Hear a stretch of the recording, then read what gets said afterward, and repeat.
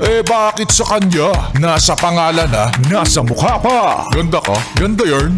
Ito na, ang nagmamaganda at feeling diva. Ganda! Wanda! Hay nako Maring Morissette. Kami rin gusto nang bumitaw. Ayoko na magtrabaho.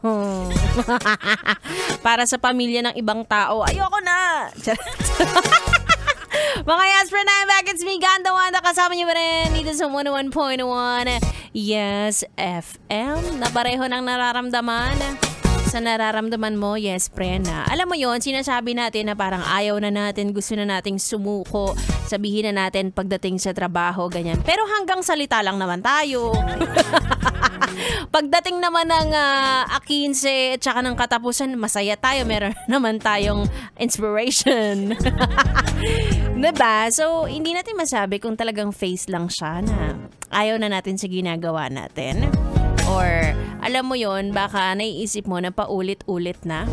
At habang tumatagal, medyo bumababa yung yung appreciation mo sa ginagawa mo. So, kapit lang. Kayang-kaya mo pa yan. Huwag kang papadaig sa mga demonyo dyan sa paligid mo na nagsasabi na, hindi ka magaling. Diba? Kapag sumuko ka, tandaan mo na magtatagumpay sila. Gusto mo ba yon?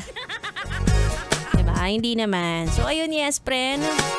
Umanap ka ng inspirasyon kung wala kang makita sa sarili mo. Malay mo yung katrabaho mo, inspirasyon mo. Ala, landi. Meron at meron yan. Huwag ka mag-alala. Talagang meron lang tayong phase sa ating buhay na minsan parang lugmok na tayo. Lalo na ngayon na ikaw nasa biyahe ka ngayon, di ba? Parang, ay naku, ano ba naman yan? Araw-araw na lang ako natatraffic. Walang bago. Wala pang gwapo. Ay, nako. Sige na, pagchikahan natin yan sa aking programa, Chika ni Wanda. Medyo ibahin natin, wag naman buhay ng ibang tao, mga buhay naman natin pag-usapan natin, di ba? At ituloy muna natin ang ating tugtugan. Kasama niyo ako hanggang alas 9. Dito lang sa 101.1 Yes FM Solid.